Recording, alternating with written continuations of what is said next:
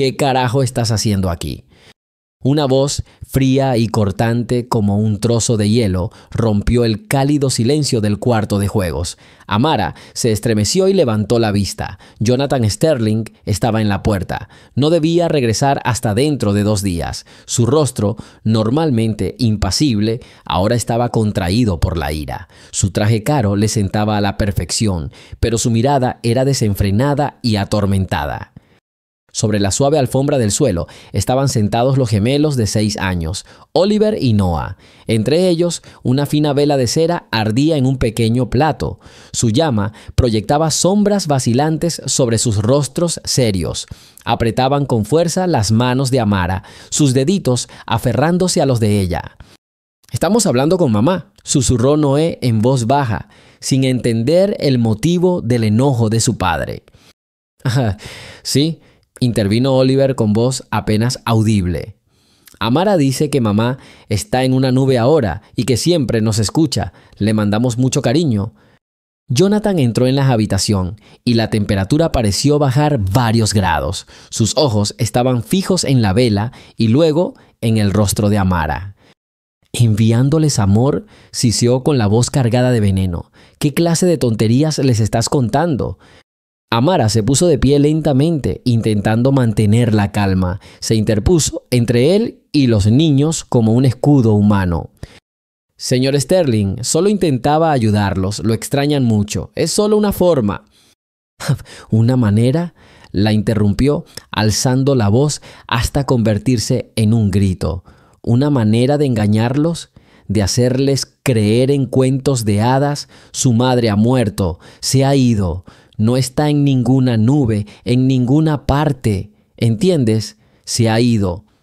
Los niños detrás de él se estremecieron. Oliver sollozó suavemente, hundiendo la cara en las rodillas. Noah se quedó paralizado, mirando a su padre con los ojos abiertos de par en par por el horror. «Por favor, no delante de los niños», suplicó Amara en voz baja.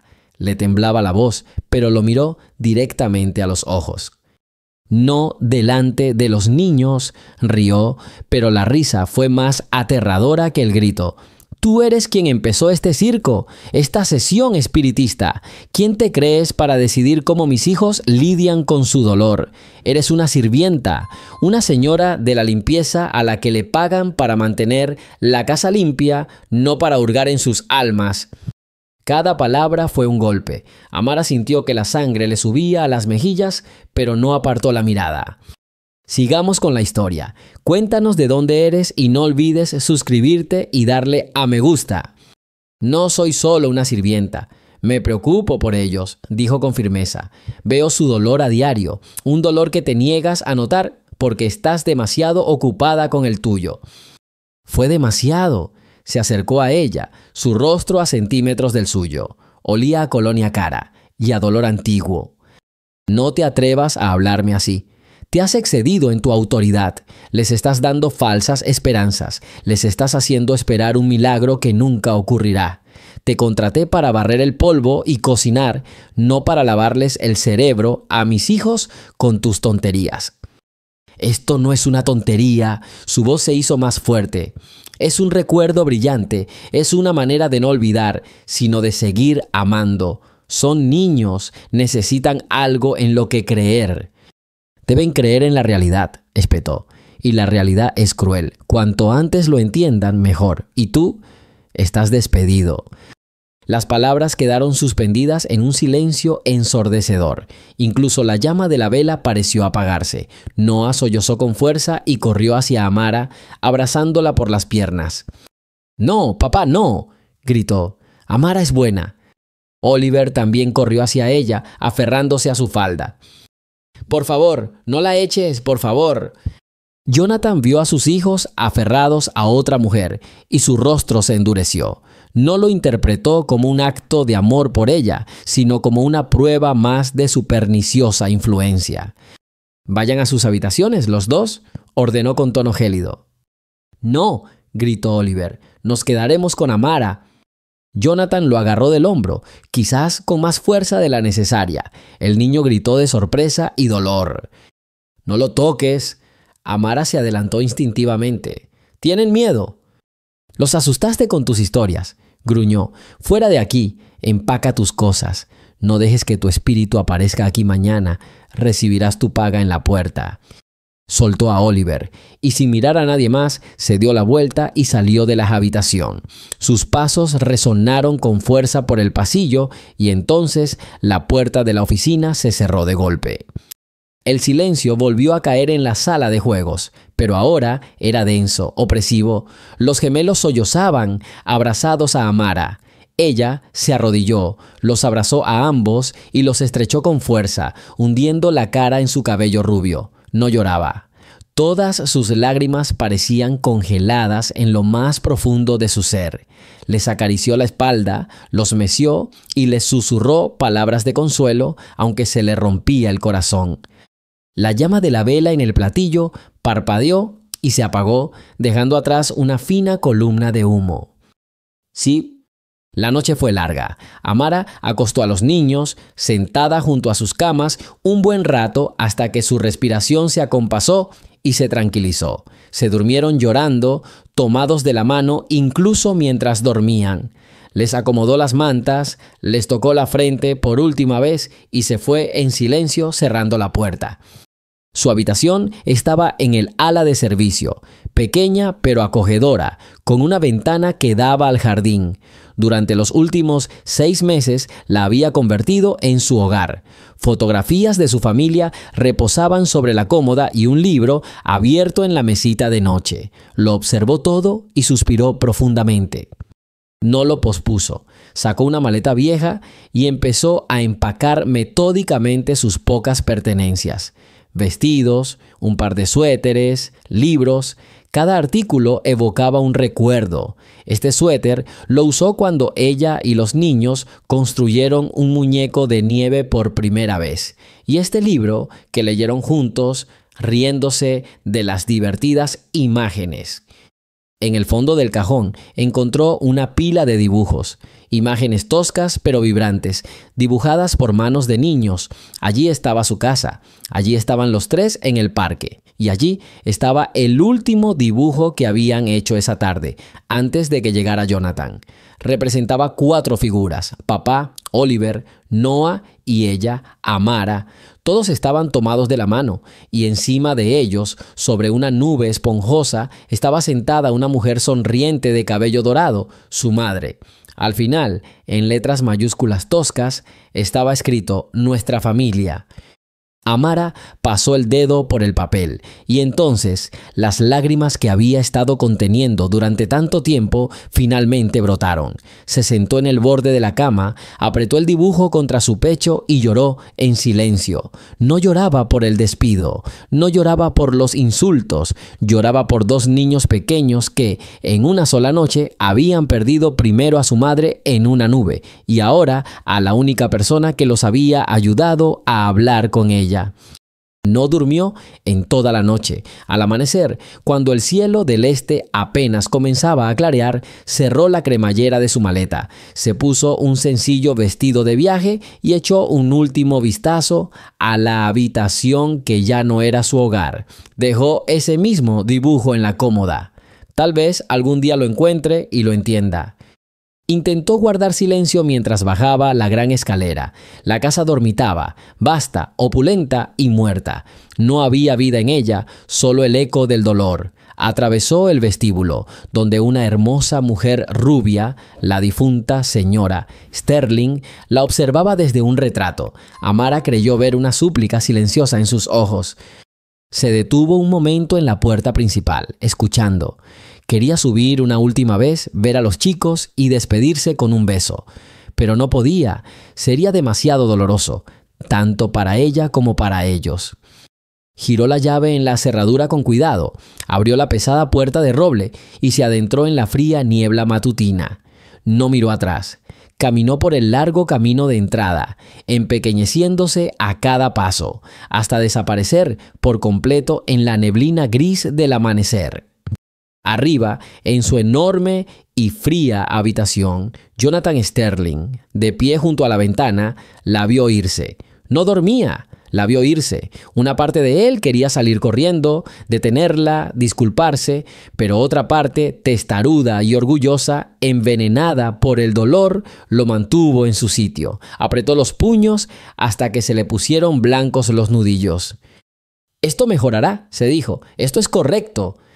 Pero cuando su silueta desapareció, la casa quedó envuelta en un silencio tan ensordecedor y absoluto que le entró miedo. No era solo silencio, era vacío, y de repente se dio cuenta, horrorizado, de que acababa de arrancar con sus propias manos al último ser vivo de aquella casa. El primer sonido que Jonathan oyó por la mañana no fue la habitual risa suave del cuarto de los niños, ni el aroma de los panqueques recién hechos que a Amara le encantaba hacer. Era un silencio denso, pesado, como una lápida. Bajó las escaleras. En el comedor, el desayuno, preparado 2 veces por semana por la ama de llaves, lo esperaba en una mesa perfectamente puesta, pero no había nadie en la mesa. Encontró a sus hijos en su habitación. Estaban sentados en la cama, en pijama, mirando fijamente la pared. 2 pequeñas estatuas inmóviles. «Buenos días», dijo con una voz deliberadamente alegre que sonó falsa incluso para él mismo. «¿Por qué no estás desayunando?» Oliver, siempre el más valiente, lo miró. No había lágrimas ni resentimiento en ellos, solo vacío. «No queremos comer, pero debes hacerlo. Anda, te prepararé un chocolate yo mismo». «Amara lo hace mejor», dijo Noé en voz baja, sin apartar la mirada de la pared. El nombre flotaba en el aire como un reproche. Jonathan sintió que la irritación le hervía por dentro. «Amara ya no está, ya lo hemos hablado». «¿Volverá?», preguntó Oliver. No era una pregunta, sino más bien una declaración de esperanza. «No, ahora vamos a desayunar». Casi los obligó a bajar. Se sentaron a la mesa, picoteando los platos con las cucharas. Jonathan intentó iniciar una conversación sobre la escuela, sobre sus planes para el fin de semana. Respondieron con monosílabos. Sí, no, no lo sabemos. Cada una de sus preguntas se estrellaba contra el muro del silencio. Se sentía como un extraño en su propia casa, un invitado, no invitado a la mesa con sus propios hijos. Después del desayuno, canceló todas sus citas. Decidió que hoy sería el Día del Padre. Lo arreglaría todo. Les demostraría que podía ser tan bueno como cualquier niñera. «¿Qué hacemos?», preguntó, intentando sonar entusiasmado. «¿Un parque? ¿Una película? Quizás podríamos ir a una juguetería y elegir lo que quieras». Los ojos de los niños se iluminaron por un instante al oír las palabras juguetería. Fue una pequeña victoria. 1 hora después regresaron a casa. La sala estaba repleta de cajas enormes. El ferrocarril más grande del mundo, juegos de construcción, coches de carreras radiocontrolados, robots. Jonathan empezó a desempacarlo todo con una energía febril. «Mira, hay una locomotora que echa humo de verdad. Y esta grúa puede levantar cargas». Se arrastró por el suelo, conectando los raíles y ordenando los vagones. Los chicos lo observaban en silencio, de pie cerca. No había alegría en sus ojos, solo una silenciosa curiosidad. «Vamos, vamos», gritó. «Oliver, tú manejarás la grúa. Noah, tu tren sale de la vía 1». Noah se acercó y cogió el control remoto. Presionó el botón. El tren dio una sacudida y dio una vuelta. Tras completar una vuelta, se detuvo. Noah dejó el control remoto en el suelo, ¿sí? «¿Qué pasa?», preguntó Jonathan con la paciencia agotándose. «Este es el mejor ferrocarril del mundo». «Amara te enseñaría a construir un puente», dijo Oliver. «Y una estación, y una ciudad para gente pequeña». Jonathan se quedó paralizado. Miró la montaña de plástico y cables. Podía comprarlo todo, pero no tenía ni idea de cómo convertirlo en un juego, en magia como ella. No podía construir puentes, ni con Lego, ni en la vida real. El resto del día transcurrió en la misma neblina. Les puso dibujos animados, se quedaron mirando la pantalla con la mirada perdida. Se ofreció a leerles un libro. Dijeron que Amara ya se lo había leído. Al anochecer, la casa, llena de juguetes nuevos e intactos, parecía aún más vacía que esa mañana. El silencio se volvió denso y viscoso, llenando cada habitación, cada rincón. Por la noche, cuando llegaba la hora de ir a dormir, comenzaba la parte más difícil. «No queremos dormir», dijo Noé, agarrando fuertemente la manta. «Ya es tarde». Amara siempre nos cantaba una canción, susurró Oliver, sobre un pequeño gnomo que buscaba una estrella. Jonathan no conocía ninguna canción sobre gnomos. Se sentó en el borde de la cama, sintiéndose completamente impotente. «¿Puedo contarte una historia?», ofreció vacilante. «¿Cuál?». Sobre negocios, sobre cómo se cierran los tratos». Los chicos lo miraron desconcertados. Noé sollozó. «Es aburrido». Jonathan suspiró, los cubrió con mantas, apagó las luces y dejó solo una pequeña lamparita encendida. De pie en la puerta, oyó a Oliver susurrar suavemente. «¿Papá?». «¿Sí?». «¿Nos echarás también si nos portamos mal?». La pregunta lo golpeó en el estómago. Se giró lentamente. En la penumbra vio las caras asustadas de dos niños. Tenían miedo, miedo de él, miedo de su padre. En ese momento comprendió el horror de lo que había hecho.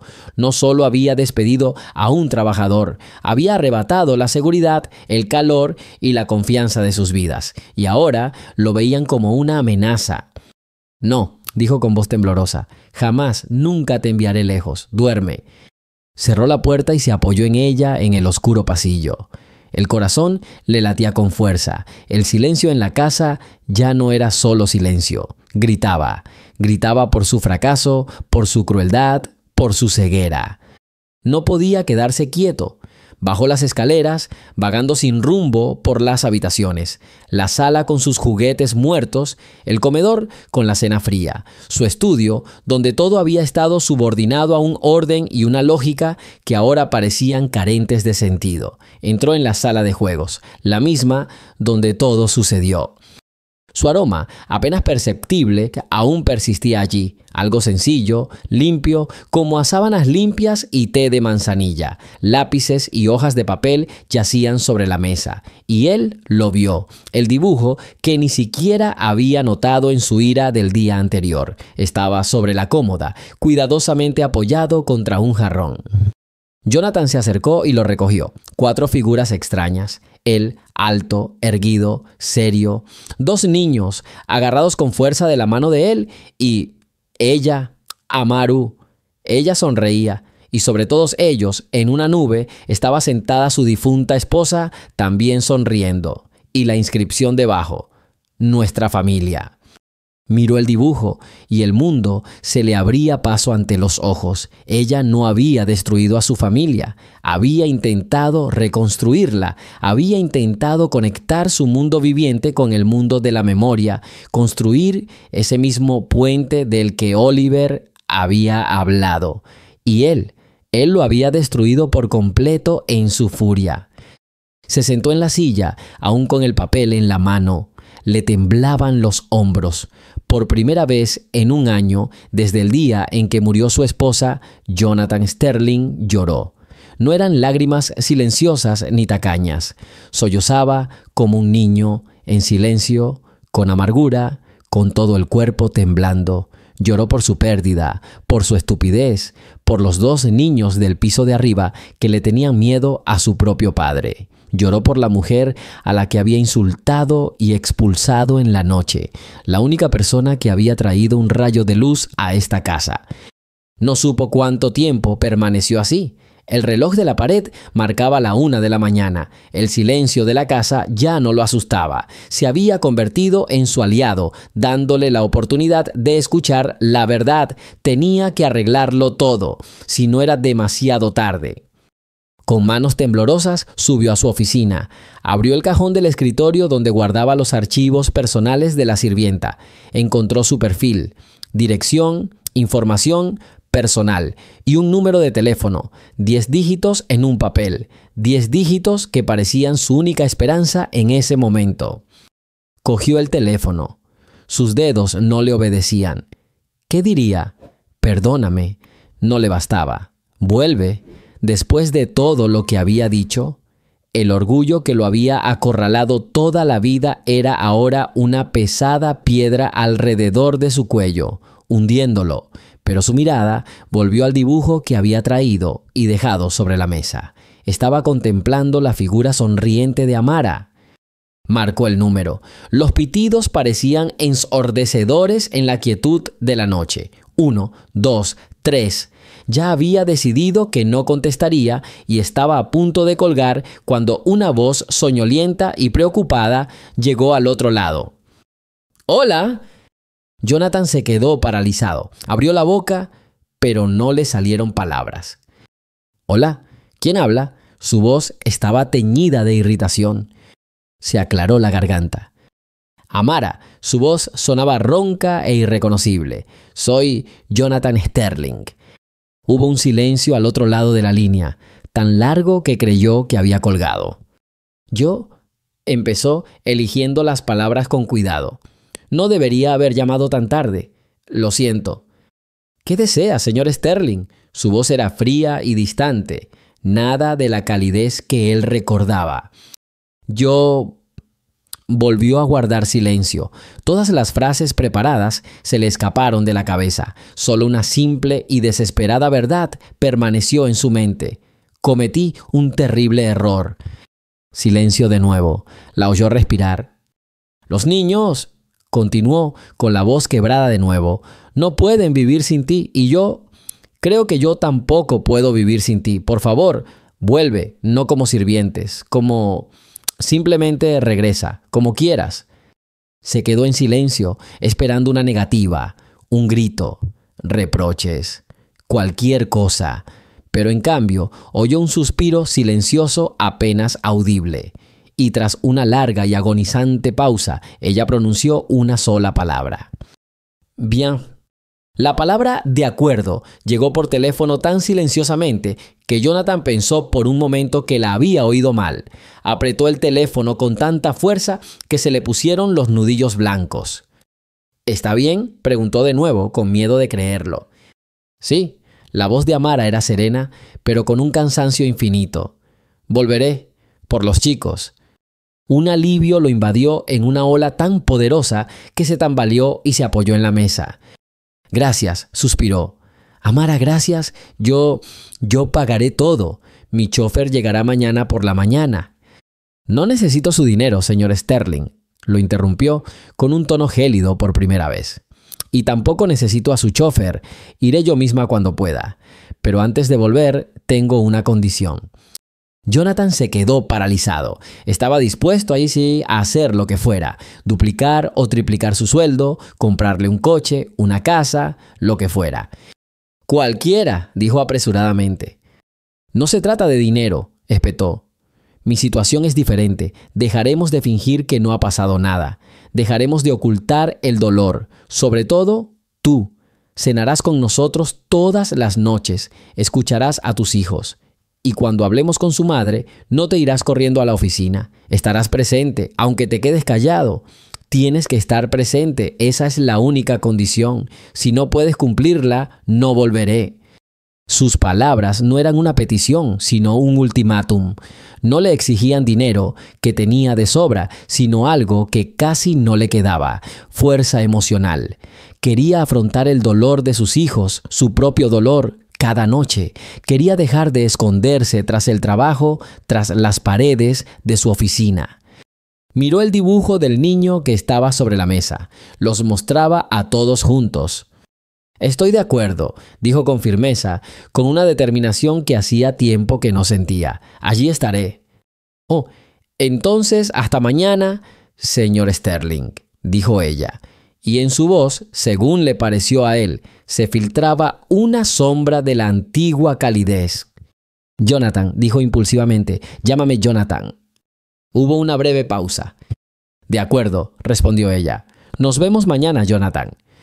Ella colgó. Él se quedó allí un buen rato, con el teléfono pegado a la oreja y escuchando los breves pitidos.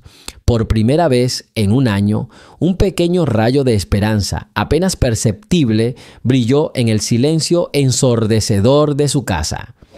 La mañana siguiente fue una tortura. Jonathan no había dormido en toda la noche, y al bajar, lo recibió la misma atmósfera opresiva. Los gemelos estaban sentados a la mesa de la cocina, picoteando cuencos de avena con sus cucharas. Sus rostros estaban grises e indiferentes. La nueva niñera, una mujer mayor y severa ¿Por qué nunca hablas de ella? La voz tranquila de Amara rompió el silencio vespertino en la sala. Jonathan, de pie junto a la ventana, mirando el jardín oscuro, se quedó paralizado. Los niños llevaban 1 hora dormidos. Supuso que ella también se había ido a su habitación. Se giró lentamente. Amara estaba sentada en una silla junto a la chimenea apagada, con las piernas cruzadas. A la tenue luz de la lámpara de pie, su rostro parecía serio y ligeramente triste. ¿De quién?, preguntó, aunque entendía perfectamente. Sobre tu esposa, sobre la madre de Oliver y Noah, aclaró en voz baja, sin rastro de reproche. Apenas la recuerdan, Jonathan. Solo tienen fotografías de una mujer hermosa y silenciosa. No saben cómo reía, no saben qué música le gustaba. Sus palabras tocaron la fibra sensible. Evitó el tema, guardándolo en lo más profundo de su alma, creyendo que así se protegía a sí mismo y a los niños. No quiero hacerles daño, respondió en voz baja. Recordarles su pérdida es cruel. Es cruel hacerles creer que no pueden hablar de mamá, replicó Amara. Como si fuera algo malo o vergonzoso, perciben tu silencio y por eso también callan. El dolor no desaparece si lo ignoras, simplemente se pudre por dentro. Se acercó y se sentó frente a ella. Por primera vez no le irritó su franqueza, solo le causó confusión. Se sentaron uno frente al otro y un silencio invisible murmuró entre ellos. No gélido, como antes, sino cálido, como el agua en una taza recién sacada del fuego y dejada reposar. La lámpara de pie proyectaba un suave óvalo de luz sobre la alfombra. El borde de este óvalo descansaba en la pata de la mesa de centro. Más allá comenzaba una penumbra, donde de repente todo perdía importancia. La manta bien doblada y los bloques de construcción, el coche olvidado con un espejo roto, el álbum de pegatinas. No sé cómo empezó y se detuvo en seco. Ella inclinó la cabeza ligeramente, tomándose su tiempo. Es difícil decirlo, terminó finalmente. Con ellos, conmigo mismo, Hizo una pausa, dudando al pronunciar el nombre de su esposa, como si el solo nombre pudiera causarme dolor como una toalla mojada al rozarme la piel. Siempre opto por lo sencillo. Trabajo, horarios, informes, es predecible. No duele. Creo que sí, repitió ella en voz baja. Sonrió de una manera que más bien parecía un intento convulsivo de sonreír. «¿Crees que soy un monstruo?», dijo inesperadamente, aunque no había ninguna duda. «No», respondió con la misma calma que respiraba. «Creo que tienes miedo, y la gente asustada suele parecer dura». Asintió mirando el borde de la alfombra donde un hilo sobresalía más que el resto. Quiso cortarlo con unas tijeras para que no se enganchara. El deseo de ordenar las pequeñas cosas le hizo comprender de repente lo impotente que era allí donde más importaba el orden, en las mentes de los niños. Esta mañana, Oliver me preguntó por qué mi madre tenía 2 letras distintas en su álbum. Dijo, entrecerrando los ojos ligeramente, como si hubiera algo más brillante que la luz tras el recuerdo. Una era redonda, como la de un colegial, la otra nítida y rápida. Había visto esos 4 álbumes miles de veces, pero nunca me había fijado. Él los vio, y no se me ocurrió ninguna respuesta. Dije, eso lo hacen los adultos, y enseguida me di cuenta de lo vacío que sonaba. ¿Qué querías decir?, preguntó ella. Intentó imaginar cómo sonaría la respuesta correcta, que tras las letras redondas se escondía la ternura de su juventud, cuando tenía 21 años y anotaba ideas sobre exposiciones y apuntes, y tras las nítidas, la prisa y el cansancio de los últimos años, cuando, entre escribir una reseña y amamantar a sus gemelos por la noche, intentaba encontrar tiempo para ser ella misma. Pero la respuesta correcta no surgía. Quería decir, se frotó las sienes. La recuerdo firmando tarjetas a sus amigas, haciendo soles diminutos en lugar de puntos sobre las íes. Era gracioso, y luego paró. Y entonces no le pregunté nada. Pensé que se le pasaría solo. No funcionó, dijo Amara. No fue una declaración de culpabilidad, simplemente un hecho que no lo acusaba ni lo excusaba. Algo sonó suavemente en la cocina. El viejo refrigerador volvía a encenderse o una tabla crujiendo en el pasillo bajo una corriente de aire. La casa estaba viva. Se quedaron en silencio un minuto más y de repente ese silencio no parecía vacío, sino un espacio donde se podía respirar sin que cada aliento cayera en un pozo. A Oliver no le gusta que la habitación esté a oscuras, dijo. Se hace el valiente, pero le atrae la luz. Pero Noah es todo lo contrario. Duerme mejor en la oscuridad. Necesita un rincón donde esconder la mirada. Lo notaste en una semana, dijo sin ocultar su sorpresa. En un día, corrigió con la misma calma. En una semana he visto algo diferente, que entras en la guardería como si te fueran a arrestar por hacer demasiado ruido. Te escuchas constantemente. ¿Está bien esto? ¿Es suficiente? ¿Le hago daño a alguien? Y al final no los oyes. Eso no es un reproche, es algo que se puede reconstruir. Se rió otra vez, casi sin amargura. Soy ingeniero de formación. Creo que todo se puede descomponer en procesos, incluso el duelo, pero no cabe en una hoja de cálculo. No debería, respondió ella. Una tabla es útil cuando necesitas una lista de la compra, pero el duelo es un sentimiento. Necesita a alguien. Hombre, repitió meciéndose ligeramente en la silla. Lo dices como si fuera sencillo. No es fácil, dijo, pero es posible. Miró sus manos. Sus dedos, cortos y fuertes, descansaban sobre el reposabrazos y su pulgar rozaba involuntariamente la costura de la tela. El movimiento tenía la extraña calma de quien sabe esperar. Reflexionó que, en su mundo, esperar siempre había sido demasiado costoso. El mercado no espera, los socios no esperan, el dinero no espera. Y él no había esperado. Nunca. Y ahora, parecía, tendría que hacerlo. Hoy preguntaron si nevaría, dijo Amara, como si continuara su pensamiento. Dije pronto, y sugerí hacer nieve de papel, círculos blancos de diferentes tipos, grandes y pequeños. Los pegamos en la ventana. De lejos parecen reales, y así es más fácil esperar. Es falso, dijo con brusquedad, arrepintiéndose al instante de su tono. Su hábito de precisión se había desencadenado antes que sus pensamientos. Un sustituto, replicó ella en voz baja. No es una mentira, sino una forma de paciencia, hasta que caiga la nieve de verdad. Saben que el papel es papel, pero mientras caiga la noche y la cafetera gorgotee en la cocina, la nieve de papel sigue siendo nieve. Asintió inesperadamente. Eso era precisamente lo que daba miedo, que el papel pudiera funcionar tan bien como el papel real, siempre que hubiera una voz cerca que explicara por qué. Sin esa voz, incluso las cosas reales se desmoronan.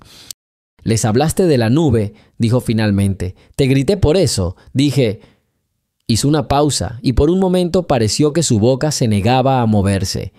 Dije que era un cuento de hadas, que no estaba bien. Me lo dijiste a mí, no a ellos, respondió Amara con calma. Les dijiste que mamá murió, y es que es cierto. Y yo les dije que el amor no ha muerto, también es cierto. Nube es una palabra para niños, para que no le temas al silencio. Para los adultos tenemos otras palabras: memoria, tradición, historias. La esencia es la misma. Se recostó en la silla y se pasó la mano por la cara. Sus dedos olían a la madera de la mesa barnizada, la misma donde los niños solían ordenar sus lápices. Recordó haber encontrado un arañazo en la mesa hacía 2 meses, apenas visible, pero palpable bajo la uña.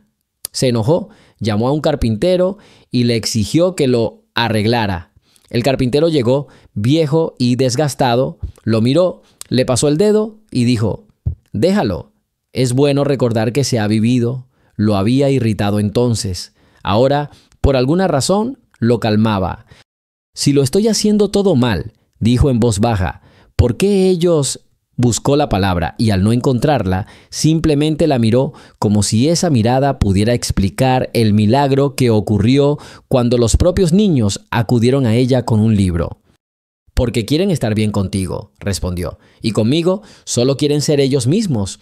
Tú puedes hacer lo mismo. No eres peor que yo. Simplemente eres diferente». «Otro», repitió, «es un eufemismo». Ella sonrió con la primera comisura verdaderamente alegre y vivaz de sus labios. «Esto es precisión».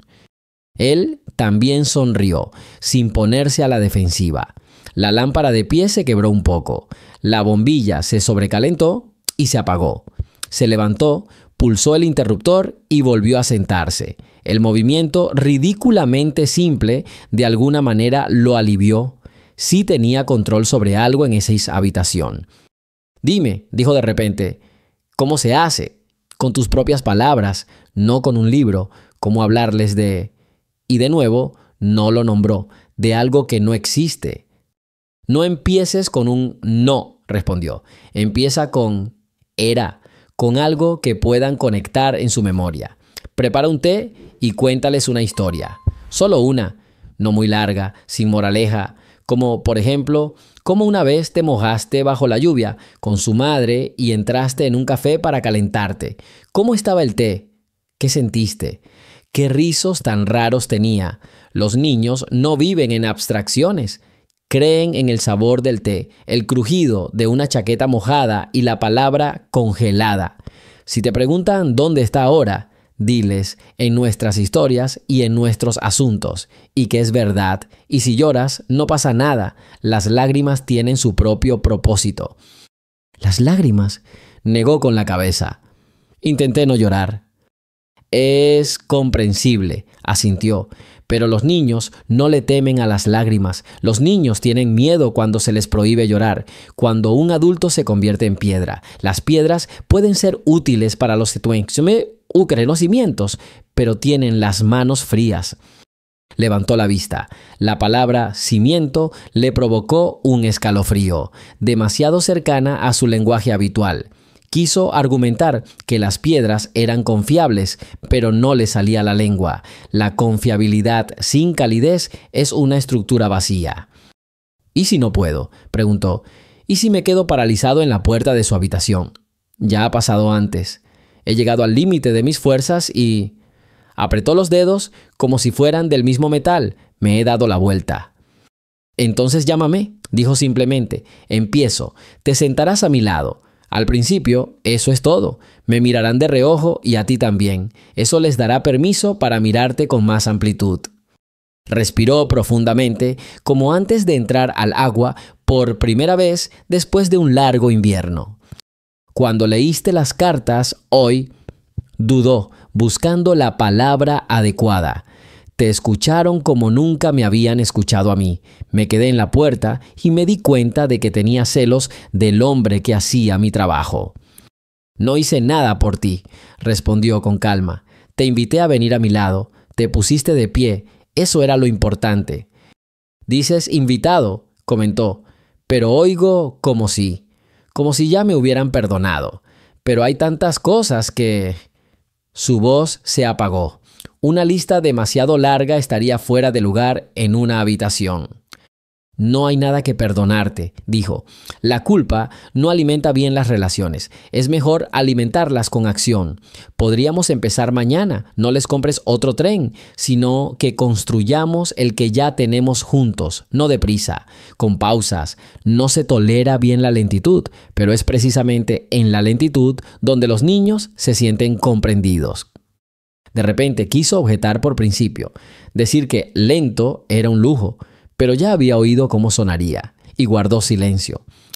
«Pensé que querían regalos», dijo. «Te necesitan», respondió ella. 3 palabras cayeron como una llave sobre una mesa, no fuertes, pero audibles. No pudo resistirse a girarse hacia la ventana. Más allá del cristal, la oscuridad parecía limpia y ordenada como una tabla recién lavada. Observó su reflejo, cansado, envejecido, y pensó que por primera vez en un año no le repugnaba. Era sincero. A veces siento, dijo en voz baja, como si hubiera perdido mi lengua, como si antes compartiera un diccionario con Elizabeth y ahora las letras se hubieran desmoronado. Tienes 2 traductores, dijo Amara. Tus hijos, pregúntales, ¿qué significa buenos días? Te lo dirán. Te sorprenderá lo sencillo que es. Papá encontró mi coche, papá se rió cuando me caí, pero no me dolió. Papá dijo que este chocolate estaba delicioso. Te enseñarán su idioma si les preguntas. ¿Y si digo algo malo? La miró casi infantilmente. Entonces lo dije mal, y vuelve a intentarlo. Los adultos tienen derecho a un segundo intento, igual que los niños. Él asintió, con la boca seca, como si hubiera estado hablando con el viento durante mucho tiempo. Tomó la taza vacía de la mesa, la miró y la volvió a dejar. ¿Quieres un poco de agua?, preguntó, y de inmediato se sintió avergonzado, como si hubiera sugerido algo absurdo. Quiero, respondió ella. Se levantó, desapareció en la cocina un momento y regresó con un vaso. Lo dejó sobre la mesa, deslizándolo con cuidado hasta el borde de la servilleta para no dejar marcas en la madera, y rió entre dientes de su propia pulcritud. Ella también sonrió, no a él, sino con él. Bebieron un sorbo y el aire se volvió más ligero.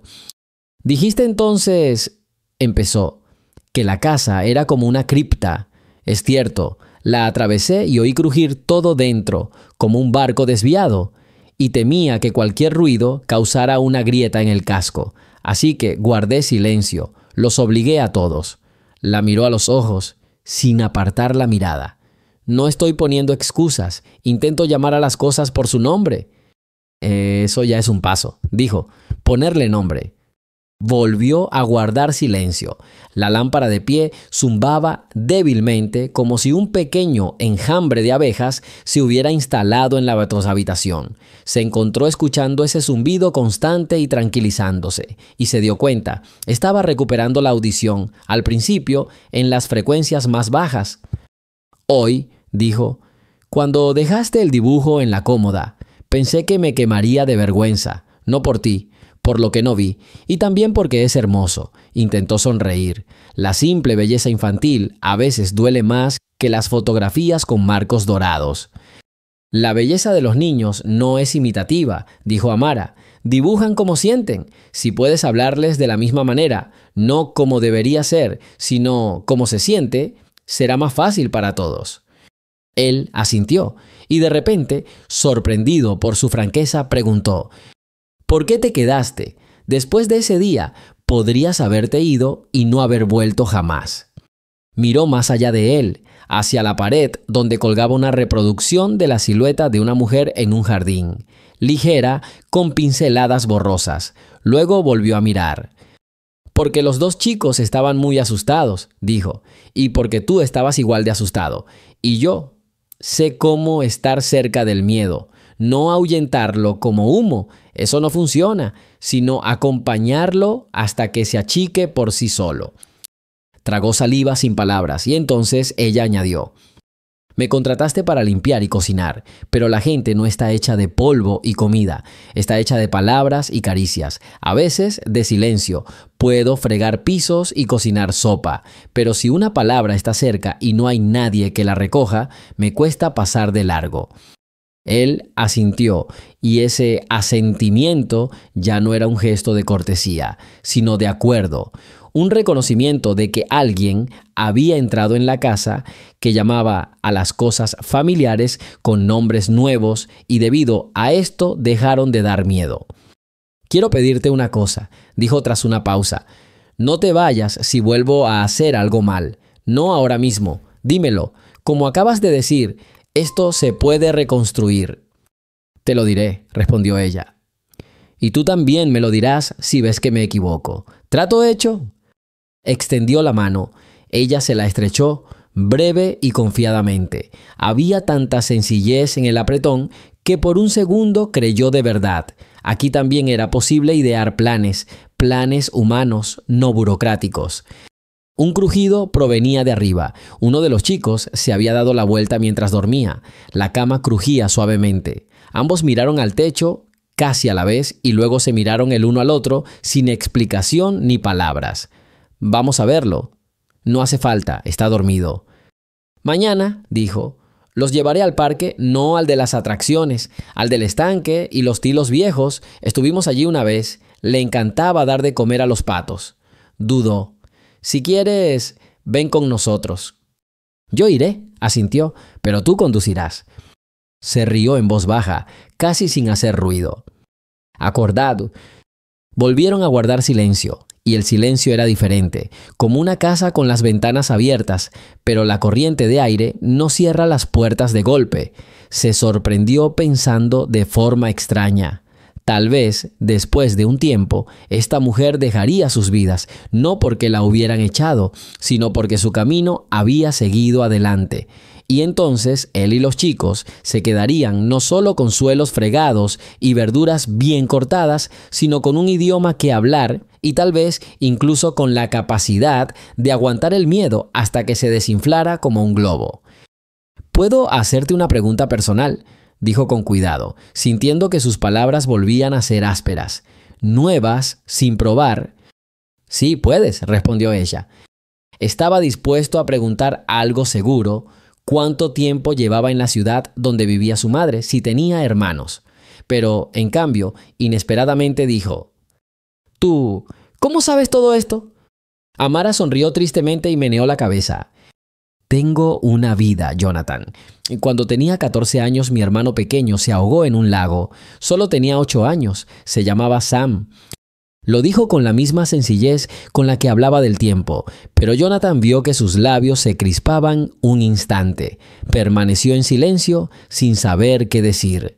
Cualquier palabra de compasión parecía hueca y falsa. «Mi padre», continuó, mirando hacia la oscuridad que había tras la ventana, «hizo lo mismo que tú. Borró todas las fotos de Sam. Nos prohibió hablar de él. Pensó que nos estaba salvando a mamá y a mí del dolor, pero logró lo contrario. Nuestra casa se convirtió en una cripta.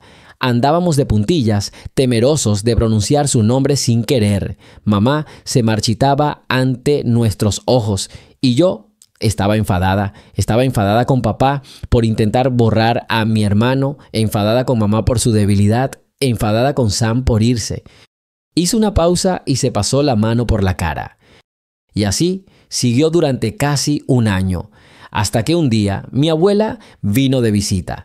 No dijo nada, simplemente entró en la cocina donde estaba sentada mi madre, puso la tetera en la mesa y empezó a contar historias. Recordó lo gracioso que era Sam cuando intentaba atrapar una mariposa, como una vez pintó a su gato de verde porque decidió que debía parecerse a un cocodrilo. Contaba historias graciosas, tontas y tiernas, y al principio mi madre lloró. Luego empezó a sonreír entre lágrimas, y luego, entonces, ella misma recordó cómo cantaba Sam por las mañanas, terriblemente desafinado.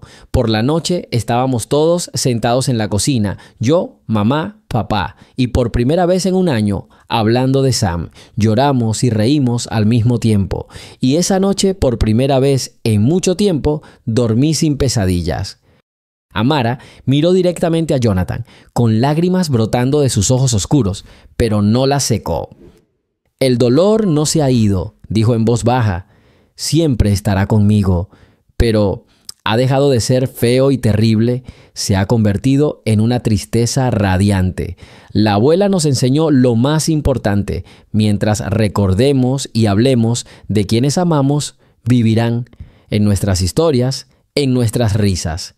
Están privando a sus hijos de esto. Los están privando de su madre por segunda vez». Jonathan permaneció inmóvil, aturdido por su historia.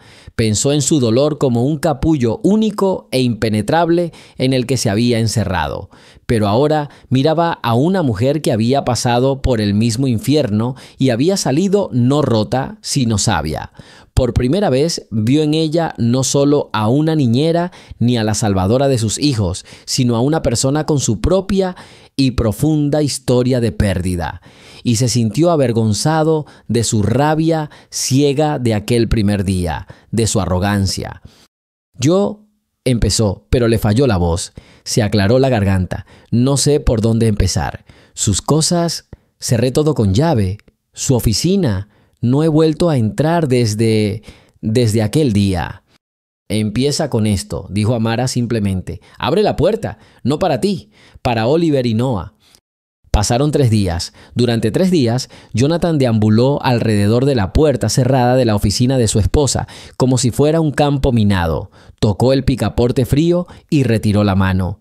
Este era su santuario, el lugar donde escribía sus artículos de crítica de arte, donde olía a su perfume y a libros viejos. Entrar allí se sentía como una traición, una profanación de la memoria. Pero las palabras de Amara no se le iban de la cabeza. Los estás privando de su madre por segunda vez.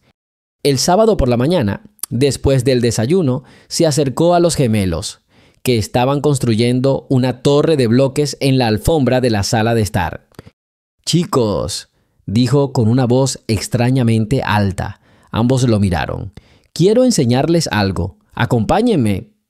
No miró a Amara, pero sintió su mirada alentadora. Los niños intercambiaron miradas curiosas y lo siguieron. Se detuvo frente a la puerta de la oficina y sacó una llave del bolsillo, una que no había tenido en más de 1 año. La llave giró con dificultad en la cerradura oxidada. El clic resonó en el silencioso pasillo como un disparo.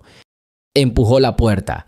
Un aire viciado y polvoriento le invadió la nariz, mezclado con el tenue y etéreo aroma a jazmín, su perfume favorito. La habitación estaba tenuemente iluminada con las pesadas cortinas corridas. Un libro abierto yacía sobre el escritorio, con una taza de té seco al lado.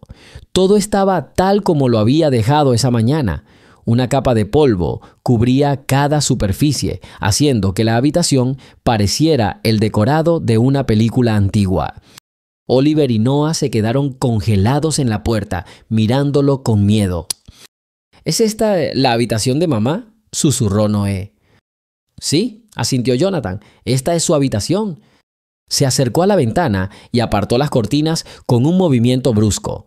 La luz del sol entró a raudales, arremolinando en sus rayos miríadas de partículas de polvo.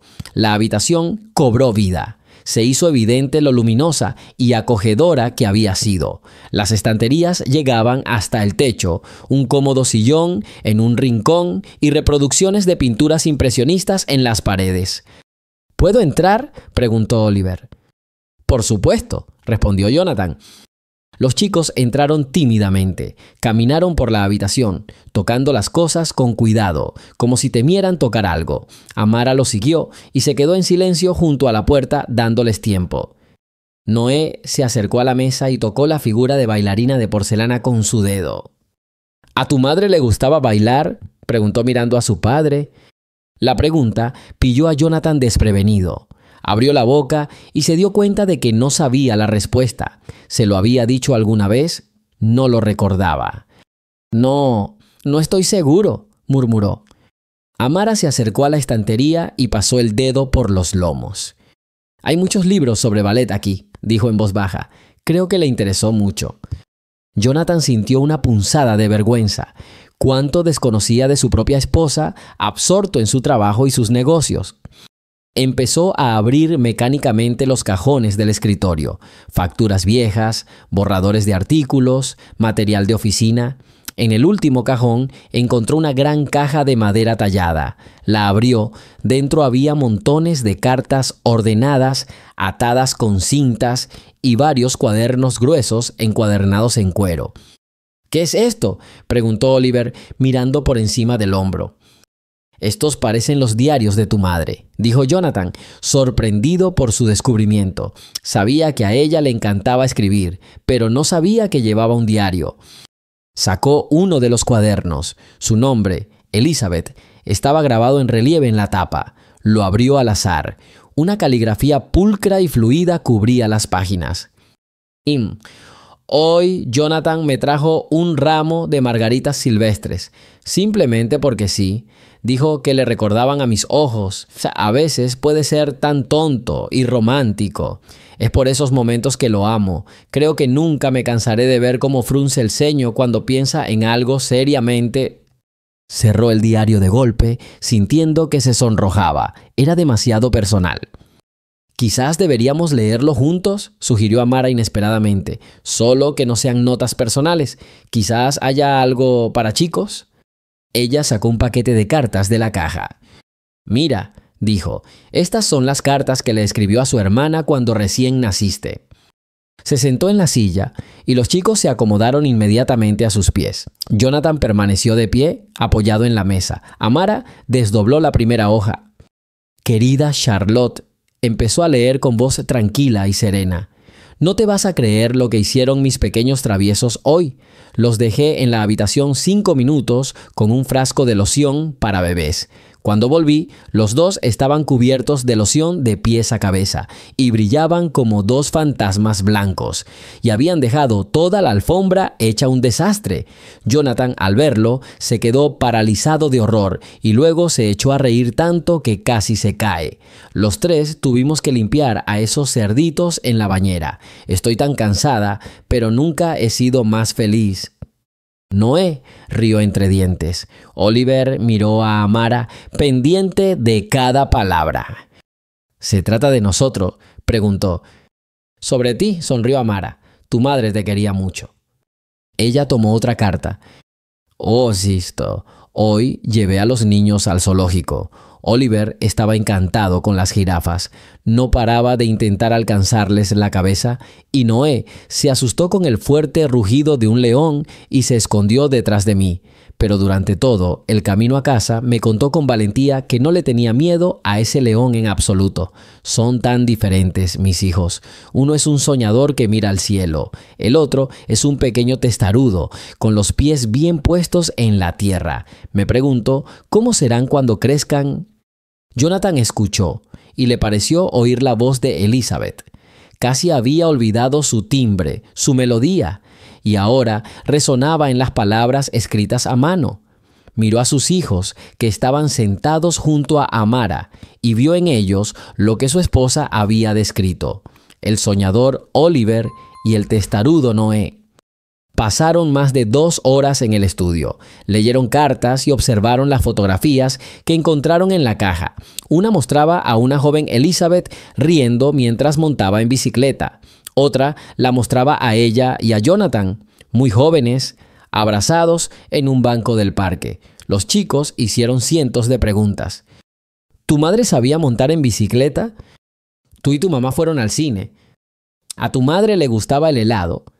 Y Jonathan respondió, recordó, desenterraba momentos olvidados desde lo más profundo de su memoria, su primera cita, su curiosa costumbre de arrugar la nariz cuando estaba disgustada, su amor por las películas antiguas en blanco y negro. La amargura seguía ahí, pero algo nuevo se mezclaba con ella, una tristeza y una calidez brillantes. La habitación dejó de ser una cripta, se llenó de vida y recuerdos. Esa noche, cuando los niños, exhaustos por la experiencia, dormían profundamente, Jonathan encontró a Amara en la cocina.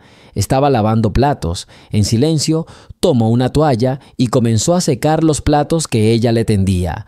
Trabajaron en silencio y el silencio era acogedor, no agobiante. Gracias, dijo cuando el último plato fue colocado en el estante. Ella se dio la vuelta y se secó las manos. Mi placer. No, de verdad, repitió con insistencia, mirándola a los ojos. No podría que haberlo hecho solo. Estaba ciego. Pensaba que el recuerdo era solo dolor. Pero hoy, por primera vez en mucho tiempo, pude recordar su sonrisa, no la de las fotografías, sino la real. Gracias por traerla de vuelta a mí y a mis hijos. Notó lo avergonzada que estaba. Era la primera vez que la veía así, bajó la mirada. Su esposa, a juzgar por las cartas, era una mujer increíble, dijo en voz baja. Sí, asintió, lo hubo. Estaba muy cerca. Podía percibir el sutil aroma a jabón y algo más, cálido y hogareño, que emanaba de ella. De repente, deseó desesperadamente tocar su mano solo para aferrarse a ese momento, pero no se atrevió. «Debe haber sido difícil para usted leer todo esto», dijo, rompiendo la prolongada pausa. No, Amara lo miró de nuevo. Estaba feliz de ver a los niños conociendo a su madre. Y cómo tú también la estás conociendo de nuevo. Ella sonrió, una sonrisa tenue y apenas perceptible que transformó su rostro cansado. Y en ese instante, Jonathan se dio cuenta de que el hielo en su alma, que creía haber congelado su corazón para siempre, se estaba derritiendo lentamente. «Jonathan, no puedo creer lo que veo. ¿Qué está pasando?». Una voz, aguda y fría como un viento gélido, rompió la cálida tranquilidad de la sala. Jonathan, sentado en el suelo, ayudando a Noah a construir una torre de bloques, hizo una mueca y levantó la vista. Charlotte, la hermana de Elizabeth, estaba en la puerta, alta, impecablemente vestida, con el rostro congelado en una máscara de desaprobación. No había estado en su casa en más de un año. Amara, que le estaba leyendo un libro a Oliver en el sofá, se quedó paralizada. Los chicos, asustados, guardaron silencio. «Charlotte, ¿qué haces aquí?».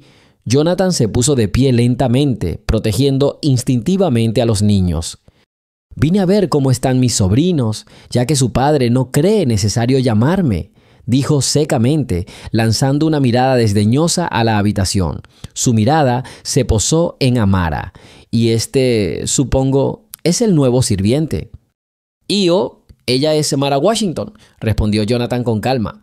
«Me ayuda con los niños. Amara, ella es Charlotte, la hermana de mi difunta esposa». Amara asintió cortésmente, pero no dijo nada. Sintió la hostilidad que emanaba de la mujer como un escalofrío. «¿Ayuda?». Charlotte rió con veneno. «Me han llamado personas preocupadas, Jonathan. Me contaban cosas extrañas que sucedían en esta casa, sobre rituales, conversaciones con los muertos. No lo creía. Pensé que eran chismes, pero parece que me equivoqué». Oliver se aferró a Amara y Noé se escondió tras la pierna de su padre.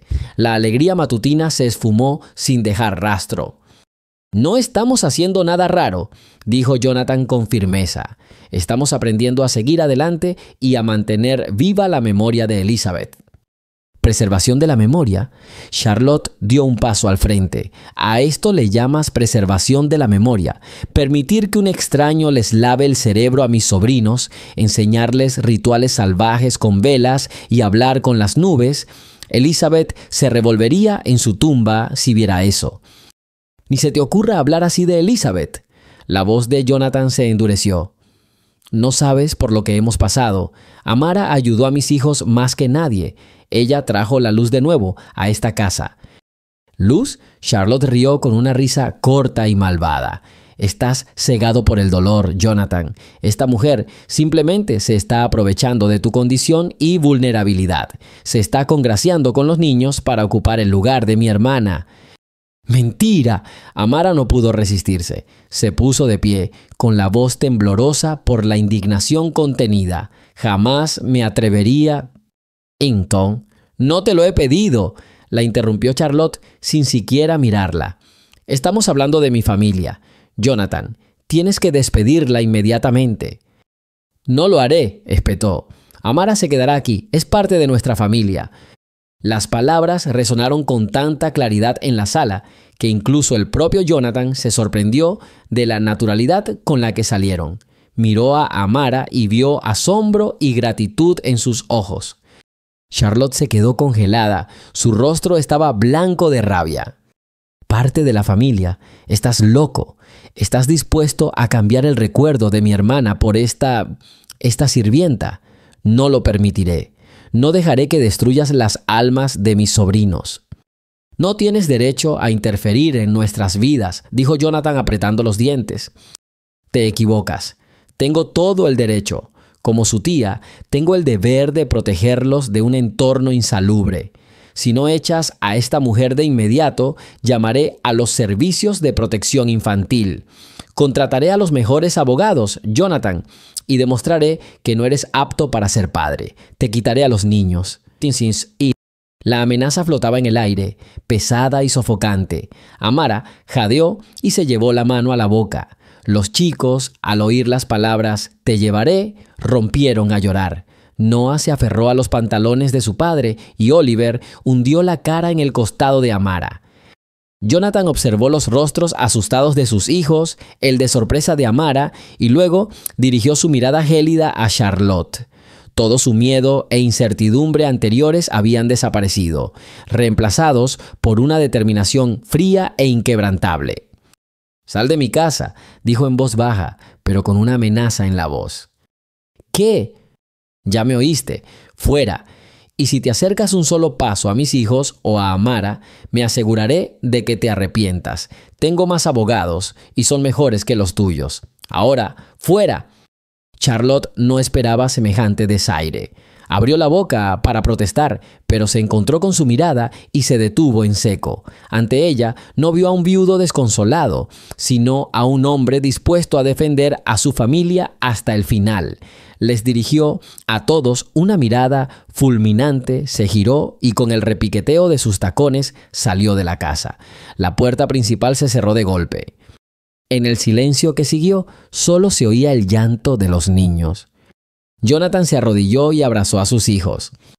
«Callen, callen, queridos. Todo está bien. Nadie los llevará. No dejaré que nadie les haga daño. ¿Me oyen? Nadie».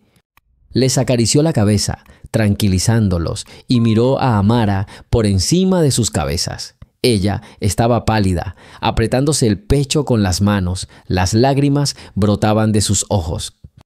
«Lo siento mucho», susurró cuando los niños se calmaron un poco. «Debería irme. No quiero causar tantos problemas. No quiero que pierdan a sus hijos por mi culpa». «No», dijo Jonathan con firmeza, poniéndose de pie. Se acercó a ella. «¿Oíste lo que le dije a Charlotte? No voy a retractarme. Eres parte de esta familia. Esta amenaza no solo va dirigida a mí, también va dirigida a ti. Y la superaremos, juntos». Le tomó la mano con cuidado, casi con timidez. Tenía los dedos fríos. «Pero podría arruinarlo todo», dijo Amara con la voz llena de desesperación. «Irá a un hogar de acogida, mentirá, podrían creerle». «Que lo intente», respondió. Me apretó con más fuerza. «Estaremos listos. Les diremos la verdad. Les contaremos cómo nos salvaste a todos, cómo enseñaste a mis hijos a sonreír de nuevo, cómo me enseñaste a ser padre de nuevo. Verán que en esta casa hay amor, no locura». Hablaba con seguridad, aunque por dentro se le encogía el miedo. Charlotte era capaz de tanto, pero al mirar a Amara a los ojos, supo que no podía echarse atrás. Ceder ahora sería traicionarla no solo a ella, sino también a sus hijos y la frágil esperanza de felicidad que apenas comenzaba a florecer en su hogar. Esa noche, cuando los niños ya dormían, se sentaron a la mesa de la cocina. Había 2 tazas de té frío frente a ellos. Nadie las tocó. «De verdad que sí», dijo Amara en voz baja con la mirada perdida. «No es de las que se dejan llevar por las palabras». «Lo sé», asintió Jonathan. «Llamaré a mi abogado mañana. Tenemos que estar preparados para cualquier cosa». «¿Qué diremos? ¿Qué diremos cuando vengan?» La verdad», respondió simplemente. «Te contaremos cómo fue. Cómo llegaste a una casa llena de dolor y trajiste calor. Cómo nos enseñaste a hablar de mamá sin lágrimas, pero con dulce tristeza. Cómo leíamos sus cartas juntos. Puede que les parezca extraño, insalubre. ¿Qué hay de sano en reprimir el dolor y fingir que no pasó nada?» Sonrió con amargura. «Lo intenté. Es un callejón sin salida. Nos mostraste otro camino, Amara, y no dejaré que Charlotte lo arruine». Él extendió la mano por encima de la mesa y cubrió su palma. «No estamos solos en esto. Somos un equipo». Ella lo miró y en lo más profundo de sus ojos él no vio miedo, sino una determinación incipiente. Lentamente giró la palma de la mano y le apretó los dedos en respuesta. «Sí», susurró, «equipo». En ese momento, ambos comprendieron que la batalla por su pequeña y recién encontrada familia ya había comenzado y lucharían por ella hasta el final. El timbre sonó con fuerza, como un gong, anunciando el inicio de una batalla. Jonathan y Amara, de pie en el pasillo, intercambiaron miradas. Él le dio un apretón tranquilizador en el hombro y ella, respirando hondo, asintió casi imperceptiblemente. Los niños, desprevenidos, jugaban en la alfombra de la sala, construyendo una torre de bloques.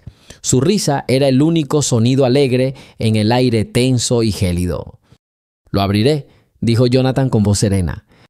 Dos mujeres estaban en la puerta, una de unos 50 años, con una mirada cansada pero penetrante y un moño severo de pelo canoso, sostenía una carpeta en las manos. Su traje estaba impecable. Era la señora Davis del Servicio de Bienestar Infantil. Junto a ella, con una expresión de indignación justificada en el rostro, estaba Charlotte. «¿Señor Sterling?», preguntó la señora Davis con voz tranquila y profesional. «Soy Catherine Davis, del Departamento de Protección Infantil y Familiar. Hemos recibido un informe sobre el bienestar de sus hijos, Oliver y Noah. ¿Podemos pasar a conversar?» «Por supuesto, pasen», dijo Jonathan y se hizo a un lado, dejándolos entrar a la casa. Charlotte entró con aires de anfitriona, mirando a su alrededor con manifiesta desaprobación. Amara, de pie a cierta distancia, se tensó, pero no bajó la mirada. «Esta es la señorita Washington», la presentó Jonathan mientras la señora Davis miraba a Amara. «Me ayuda con los niños».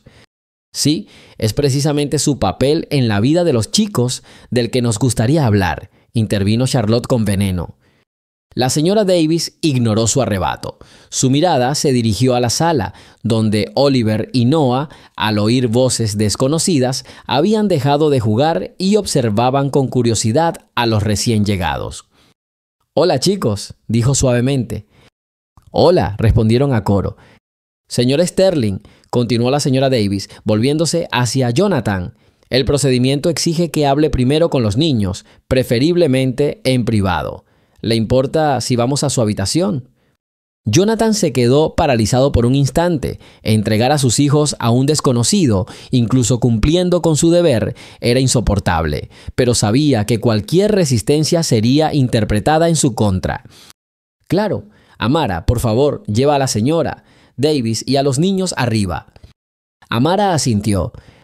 «Vamos, queridos», les gritó a los niños. «Vamos a enseñarle a la tía su nuevo juego de construcción».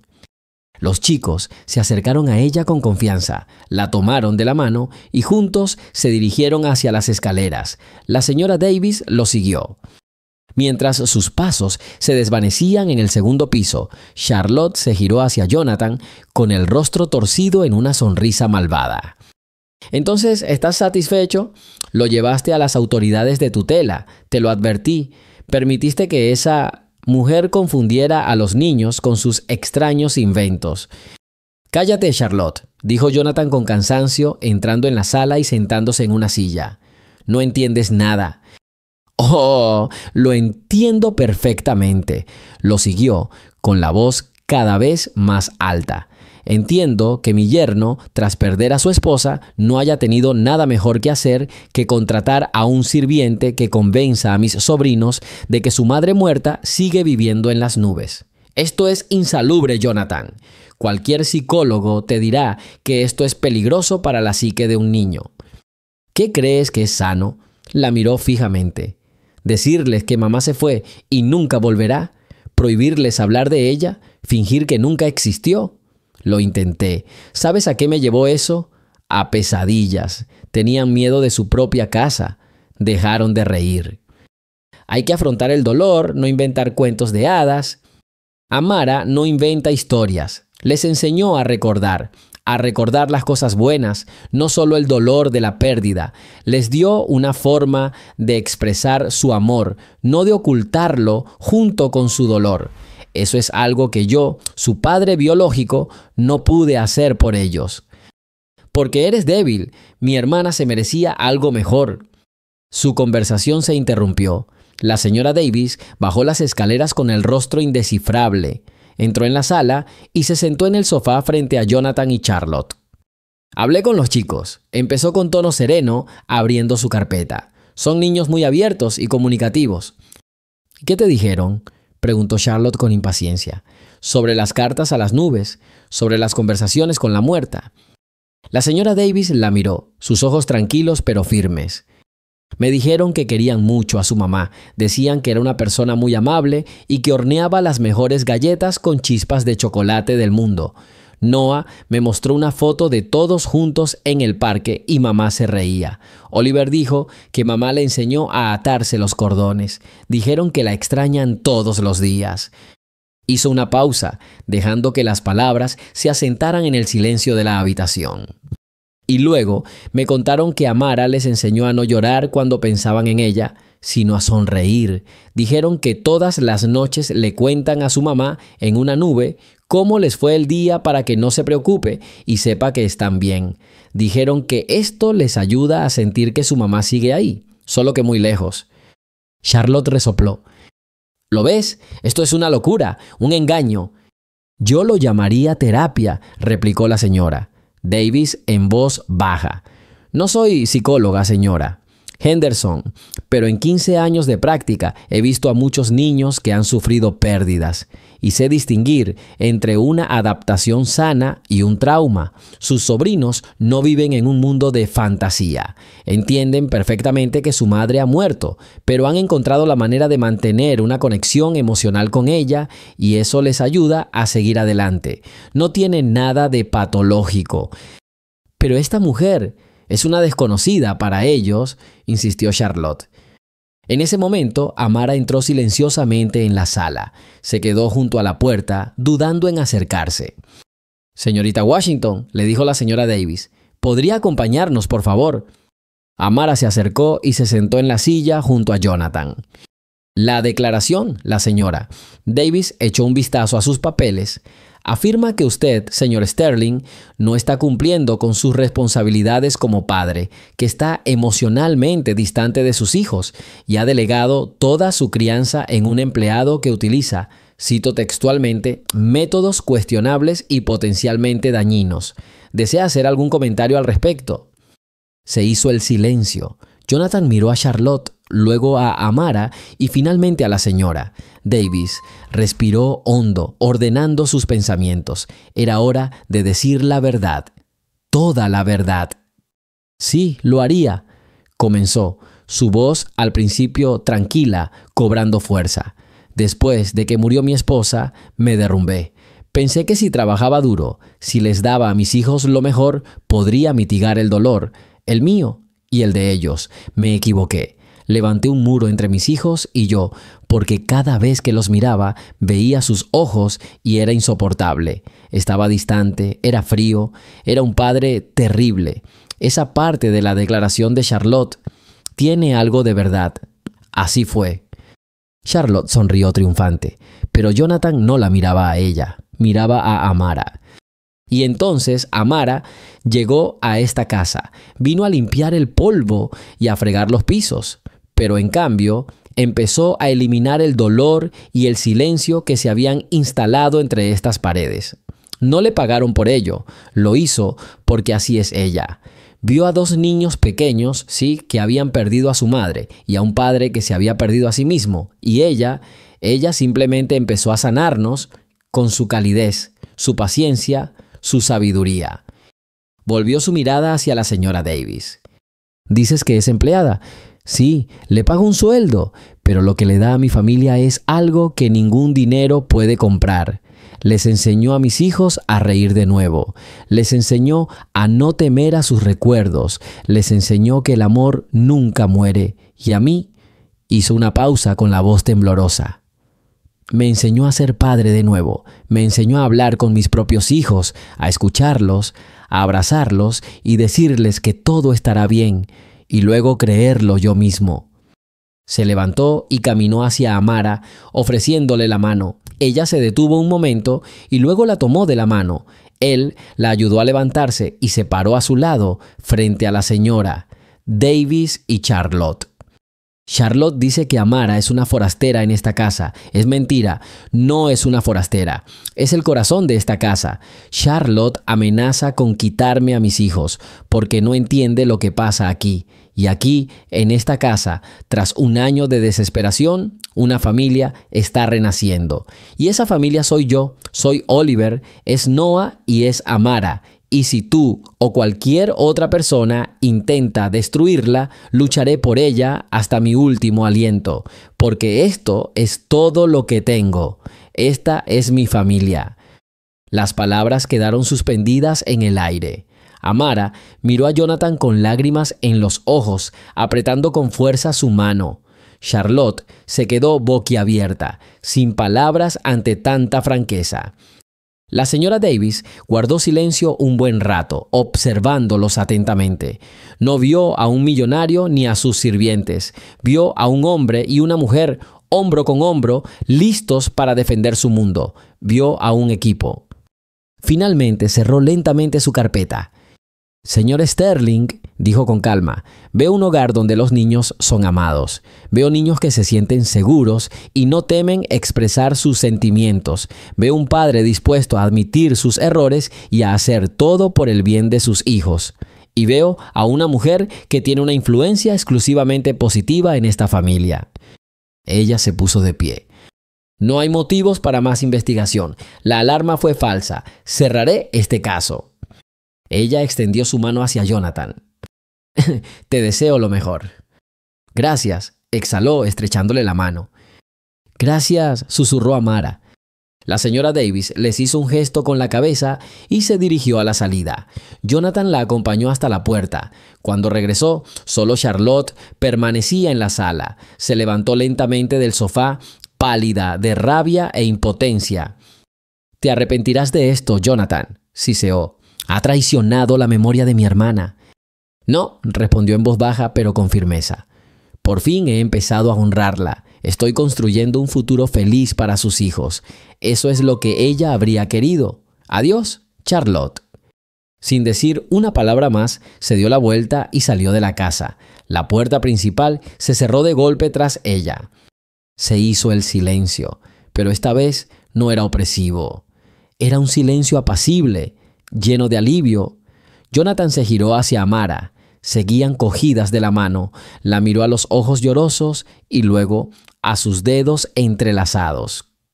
¿Lo oíste?, preguntó. Dije la verdad. Son nuestra familia. Ella no respondió. Simplemente se acercó a él y lo abrazó con fuerza. Y en ese abrazo lo había todo: gratitud, alivio y la promesa de un nuevo comienzo. Él le devolvió el abrazo, sintiendo que el miedo se disipaba. La batalla estaba ganada. Su batalla